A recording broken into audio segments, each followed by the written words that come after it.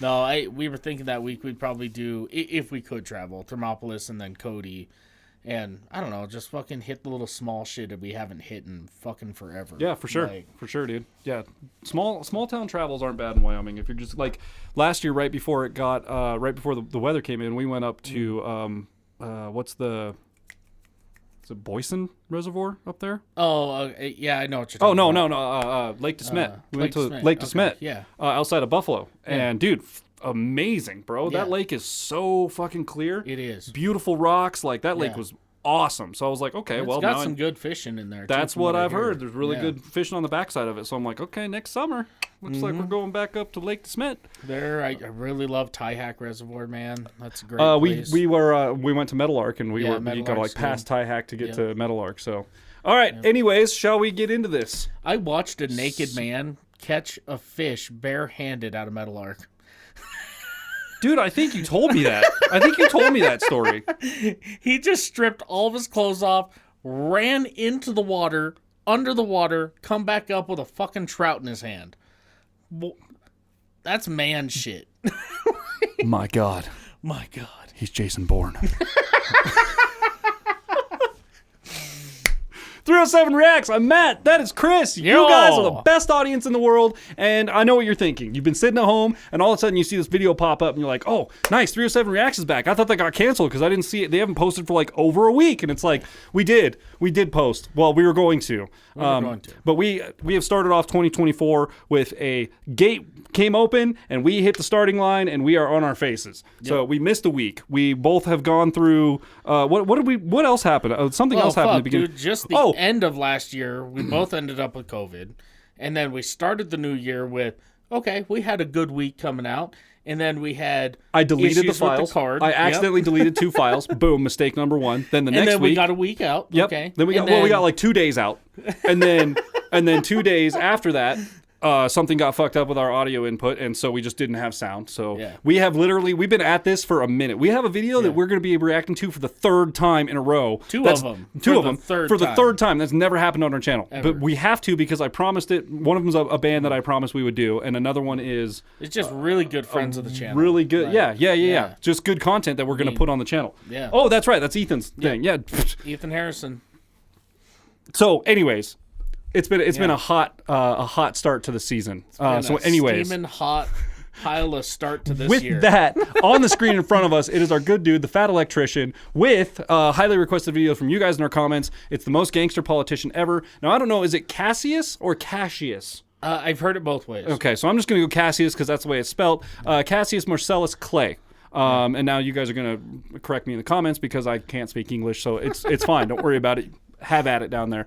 Highly requested. I don't really know. I don't know anything about. So I kind of know the name. I know a little bit about this guy. I know that my history teacher in high school, when it came to, something came up. We weren't even studying slavery or anything surrounding that, but somebody brought something up, and he goes, "Well, there was a politician that literally dueled people in the streets because debates were kind of weak."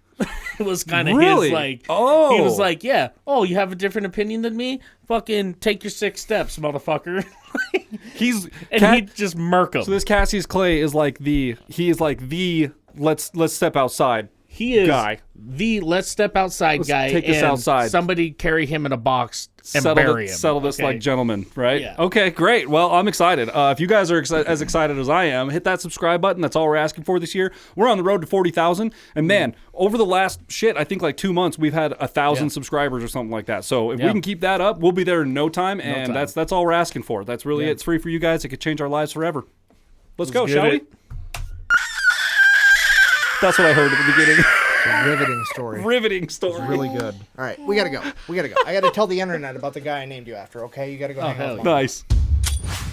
Today we're talking about the most gangster politician in American history. Ladies and gentlemen, Cassius Marcellus Clay, a.k.a. the Lion of Whitehall. Whitehall being his family home that he grew up in Kentucky as the son of one of the richest slave owners in all of America. While going to college at Yale to become a lawyer, he would attend a speech from a famous abolitionist by the name of William Lloyd Garrison, and that speech would change the entire trajectory of Cassius Clay's life as well as American history. It is at that moment that Cassius Clay decided he was not only going to be quietly opposed to slavery, but that he was actively going to fight against it. He would be set down the path path to become the most influential abolitionist of all time. Oh, God, forgot to do the ad. Hold on. Sorry for bothering the video. Real quick, this video is brought to you by the biggest sponsor of the channel and my favorite sporting goods store, Shields. They've got over 30 retail locations across the United States and an even better online store that I'm going to have linked down below, and if you use my code, you're going to get free shipping. They've got everything you could imagine there. This is where I got this shirt. It's where I got this backpack. All of it was on sale. It was a great deal. Again, use my code down below. You're going to get free shipping. Back to the video. Oh, wait, hold on. I forgot to mention, Muhammad Ali's original name was Cassius Clay. Yeah, he was actually named after this guy too. Anyways, back to the video. Bye-bye. If you don't know, at this point in time, there's basically two different camps you could fall into for being anti-slavery. You could be an abolitionist or an emancipationist. An emancipationist is somebody that wants to vote it out over time, over the next 5, 10, 20 years, versus an abolitionist, which is somebody that believes we need to end slavery right now, and they're willing to fight about it. And in the case of Cassius Clay, he was willing to fight anyone, anywhere, anytime. You see, Cassius Clay wasn't just some nobody punk kid that went off to college and decided that he didn't like slavery. This was the son of one of the wealthiest slave owners in all of America. So for him to come out and voice anti-slavery views was a huge deal, and it pissed off a lot of people. So, being that this was the 1820s, what do you do when you're pissed off? You challenge somebody to a duel. So needless to say, the young Cassius Clay found himself partaking in an awful lot of duels, and he never, ever lost. So, obviously, he's pretty good at it, and what do you do when you find something you're pretty good at? You want to keep doing it, right? Right. So Cassius Clay starts challenging anyone and everyone to a duel that dares to oppose him. It became common knowledge in his community that Cassius Clay would be willing to fight the wind if it blew from the west and he wanted it to blow from the east. This man went on a dueling rampage, so much so that by the time he graduated college, he was considered to be the deadliest duelist in all of North America. This guy was putting slave owners in the dirt like he was Johnny Appleseed planting fucking trees. He became known as the deadliest abolitionist of all time. So he graduates from college, goes back home as a lawyer. Shortly after that, his father passes away and leaves everything to Cassius Clay. Cassius Clay immediately frees all of his father's slaves, costing himself $40,000, which is roughly $2 million today. And then he even gives some of the slaves land and money on top of it, absolutely infuriating the pro-slavery people in Kentucky. So what do you do when half the local population hates your guts? You run for public office, and that's exactly what Cassius Clay did. Bingo, he served in the nailed Kentucky State Legislature from 1835 to 1841, and then finally lost his re-election, to which the pro-slavery crowd breathed a huge sigh of relief because they finally defeated Cassius Clay, or so they thought. Clay immediately starts traveling the country, giving amazing anti-slavery speeches, winning over hearts and minds, and this absolutely infuriates the pro-slavery people because they don't know how to stop him. You can't legally stop a guy from talking to people that want to listen to him, and they can't legally kill Cassius Clay in a duel because he's the best duelist on earth. What do you do? You've got to illegally kill him. The problem with that is they can't find a hitman that's dumb enough to think that they can take out Cassius Clay, so they have to go to the one crevice of the planet where they can find somebody truly insane enough to think that they can do this job. And that man's name was Sam Brown, an assassin from New Orleans. 1834, Russell Cave, Kentucky. Cassius Clay's finishing up one of his world-famous speeches as he pulls out a burlap sack, reaches into the sack and pulls out a holy Bible and says, "For those of you that believe in the laws of God, I make to you this argument against slavery," sets the Bible on the table, reaches back in the sack, pulls out a copy of the U.S. Constitution, and says, "For those of you that believe in the laws of man, I present to you this argument against slavery," sets the Constitution down on the table, drops a burlap sack to the ground and says, "For those of you that believe in neither the laws of God or man, I make to you this argument against slavery," as he pulls out both of his pistols and sets them on the table, which I think we can all agree is gangster as fuck. That's pretty gangster. And at this moment, Sam Brown comes up on stage and shoots Cassius Clay point blank in the chest. Luckily, Cassius Clay never leaves home without his trusted Bowie knife, which resides inside of a metal sheath. And that metal sheath would catch Sam Brown's bullet, saving Cassius Clay's life. At which point, Cassius Clay would draw his... What?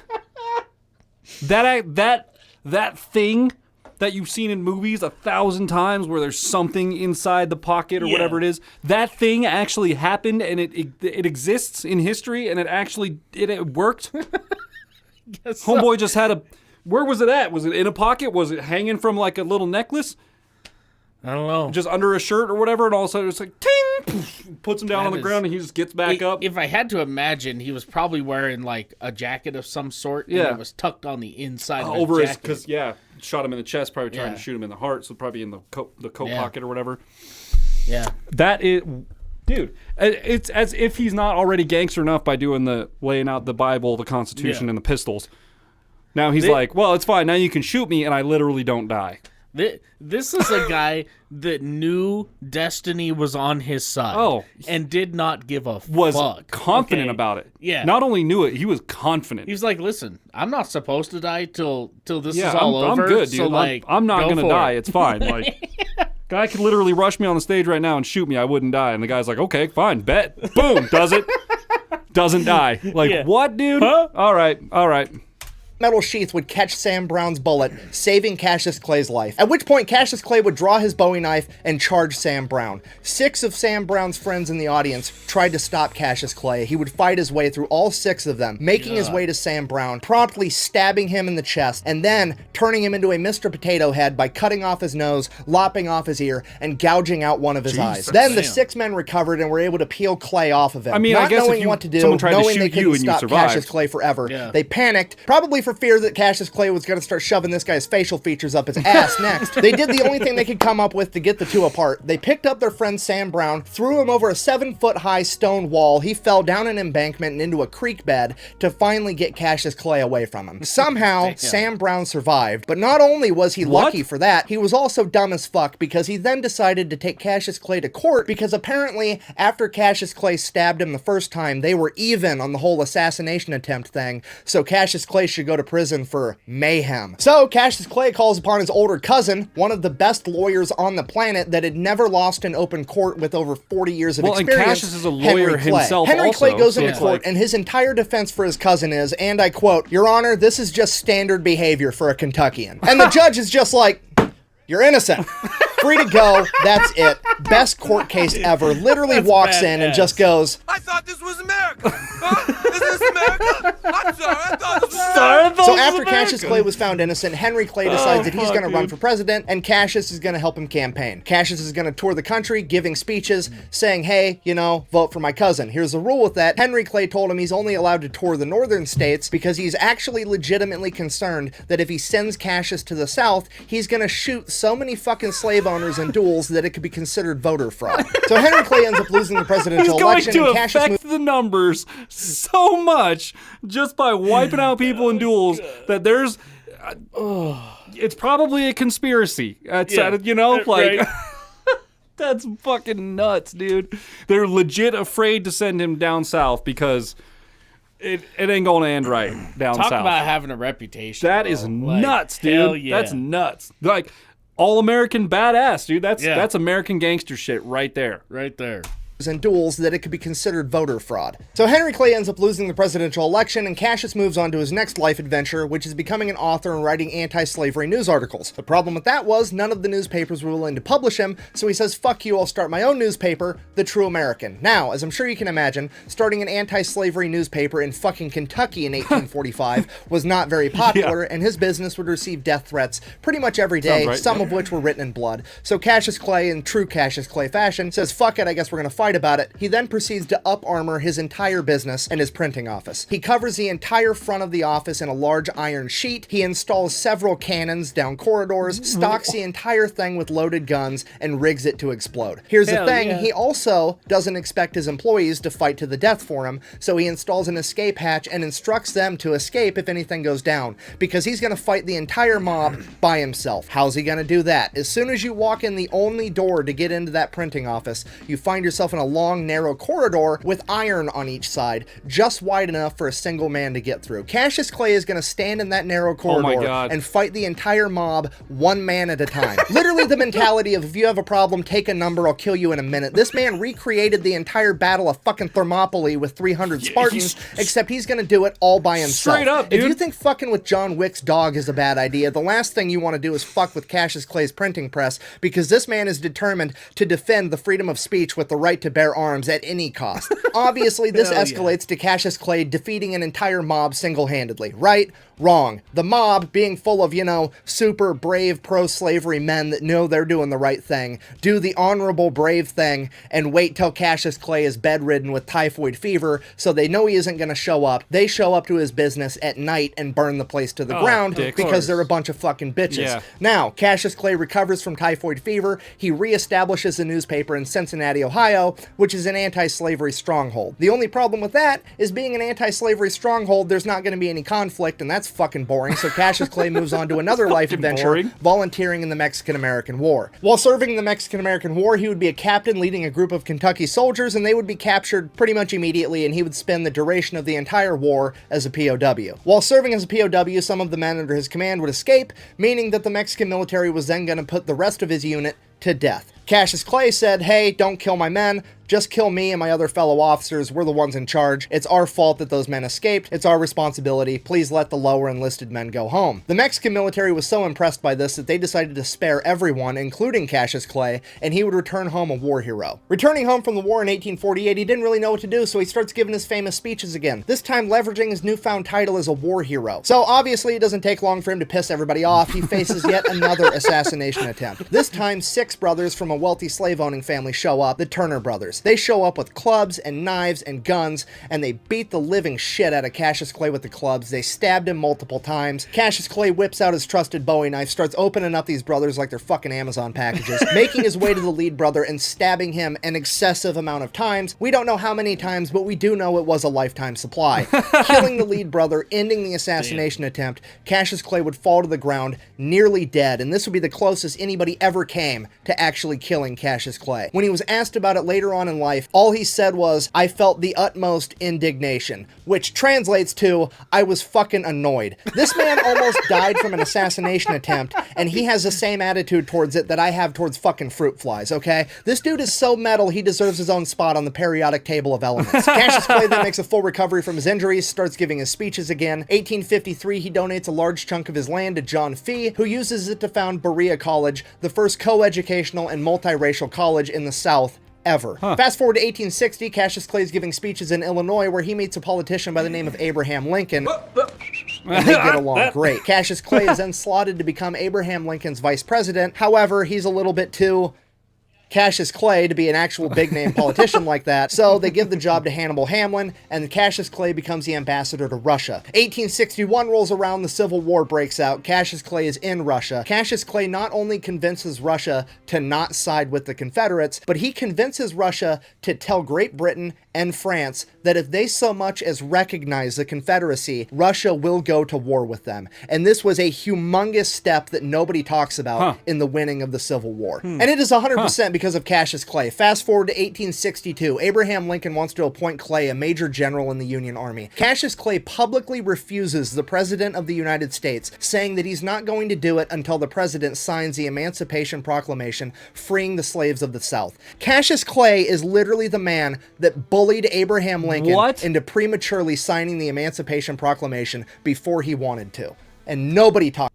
Which, I mean, that I feel makes like so much sense because I remember in history class they were talking about, Abraham Lincoln signed the Emancipation Proclamation, and then there was still war after that. Like, why are you trying to free people in another country, okay, before you've defeated them? They could tell these stories, these history stories, like this, minus all the curse words, obviously, but like you could deliver it in a way like this, and a lot more kids would pay attention. Yeah.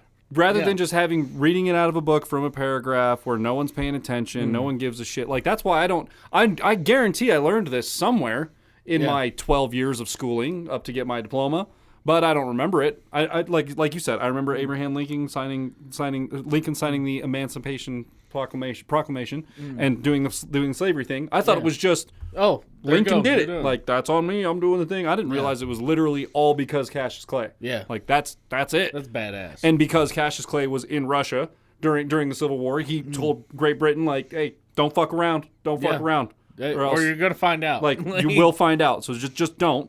Then came back and was like, hey, sign this thing. You should sign this thing. Sign this thing. Get rid of the slaves. Sign this thing. Sign like, you want to be the highest general, like, ever in our military? No, not until you sign it. Sign this paper. Then I'll do it. Like, dude, what the hell? Like, that's a huge part of history. Yeah. An incredible part of history. Yeah. All right, let's finish this out here. He's not going to do it until the President signs the Emancipation Proclamation freeing the slaves of the South. Cassius Clay is literally the man that bullied Abraham Lincoln into prematurely signing the Emancipation Proclamation before he wanted to. and nobody talks about it. Fast forward again to 1865, the Union wins the Great American Scrimmage, the slaves are freed. Cassius Clay has achieved his lifelong goal at the age of 55, bringing an end to slavery in the United States of America. He then goes back to Russia again to serve as ambassador until 1869, and while he is there, he helps to broker the purchase of Alaska. This man is probably the most influential person in American history that you've never heard of. Legit. After returning home from Russia, Cassius Clay would live out the rest of his days in Whitehall until the age of 80 years old, where he would be declared clinically insane, in hindsight most likely due to a severe amount of PTSD, as well as potentially dementia. He didn't die from it, he lived on for quite a bit longer. He just picked up a new hobby of fucking with the local sheriff because he was crazy now. Over the course of the next decade, Clay and the sheriff would have multiple run-ins that would be concluded when the sheriff and 7 deputies were repelled from Whitehall when Clay utilized his home defense cannon that he had at the top of his stairwell. At that point, the local sheriff would inform the local judge he will not be returning to Whitehall to tangle with Cassius Clay anymore unless the judge was willing to dispatch an entire company of the local militia to accommodate him. Then in 1900, 2 men would break into Whitehall, and Cassius Clay at the age of 89 would manage to kill both of them, one by gunshot and one, yet again, with his trusted Bowie knife. Then in 1903, at the age of 92, Cassius Clay would die of natural causes, or as they called it back then, general exhaustion, which is the most gangster way on the planet to go out. Literally just, I'm tired now, peace. And then he left. I'm pretty tired. Think I'll go home now. In conclusion, when it comes to famous historical household names, there's always another man or woman lurking behind the scenes in the shadows that's deemed too rough around the edges to be in the spotlight, yet they contribute just as much, if not more, to the movement. These men and women are willing to do horrific things for terrific reasons, and when it came to Abraham Lincoln and the abolition of slavery, that man's name was Cassius Marcellus Clay, the most gangster politician in American history. Thanks for watching the video. Best way to support the channel is go buy some merch at thefatelectrician.com. Quack bang, out. Let's go. Dude, what a way to make a name for yourself. I'm gonna end slavery. The way I'm gonna do it is I'm gonna go to all these slave owners and I'm legit just gonna walk up to them and be like, look, you're done owning slaves. Yeah. I'm gonna duel you. I challenge you to a duel, good sir. I challenge you to a duel, and if you lose, you lose your life and your slaves. Yeah. Done. Easiest, like, solution to the problem ever. Like, oh, I know how to end the slavery. I just kill that guy, and then... He started off ending slavery one person at a time. Dude, legitimately, one person at a time. And then made such a reputation doing that they refused to send him to an entire region of the country because they were afraid that he was going to commit voter fraud. And then even further than that, this 70 to 80-year-old man... The local sheriff, who you would assume is probably in his 20s, 30s, you know. 20 to 40, somewhere in that range. He's in decent shape, yeah, right? Yeah. He's a nice strapping man, young lad, yeah.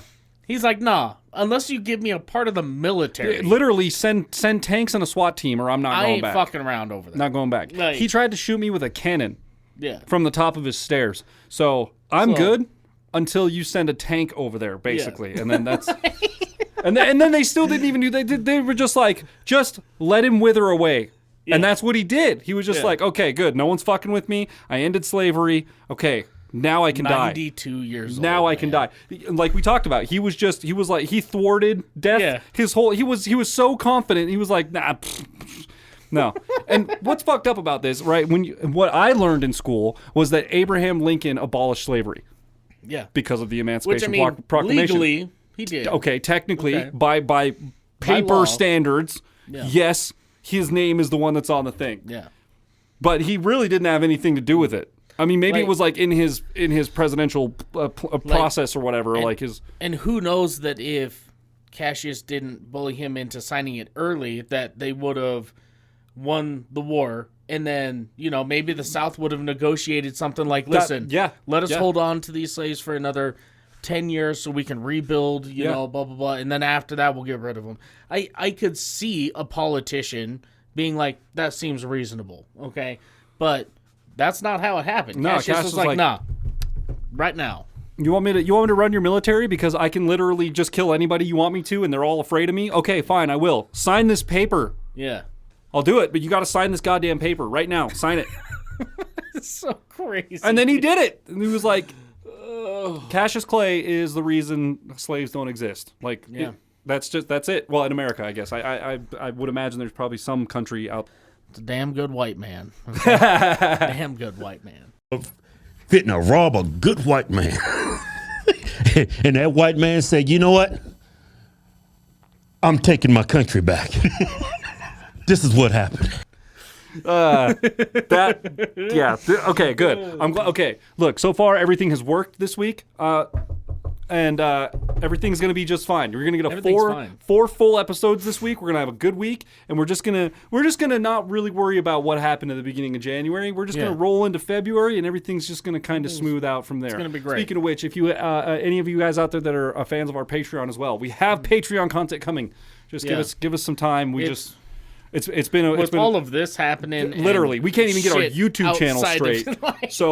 Finding time to film other content has been wild. I'm remodeling my entire house. Outside that door is just it's wild out there. Yeah. So we are trying. Please bear with us. We appreciate every one of you for hanging on as long as you have. Yes. And your subscriptions mean the world to us. So don't think we haven't forgotten about you. We have not. We're just right in the middle of getting everything. So hopefully this Saturday, well, I guess last Saturday, I think you guys will have something on Patreon from us. If nothing other than just like a quick studio walkthrough, something like that. We'll get something out to you, I promise. Thank you guys for being here. 5 out of 5 always. 5 out of 5, man. Our dude Nick kills it every single time. So keep it up, man. I dig the computer chair. I love the Lewitt LCT 440 that you're using. You got the setup. You got the facts. Yeah. You got the delivery, the editing. It's all good, dude. Love it. I gotta tell you, man, if I had this guy as a teacher in high school... Oh, I'm telling you. I'm telling you. I would know a lot more about history. Yeah. I'd know a hell of a lot more about history, dude.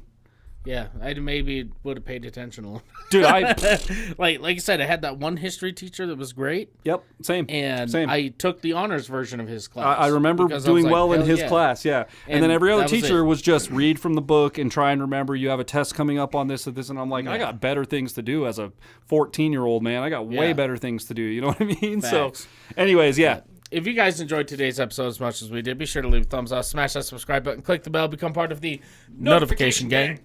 We'll see y'all next time. Bow. Okay, I'm going to check it. I'm going to make sure it worked. I'm pretty sure I actually recorded microphones this time, too. I think Dude, microphones were going. Let's go. I'm pretty sure OBS worked. Can't be sure yet, but I'm pretty sure it did. Killing it.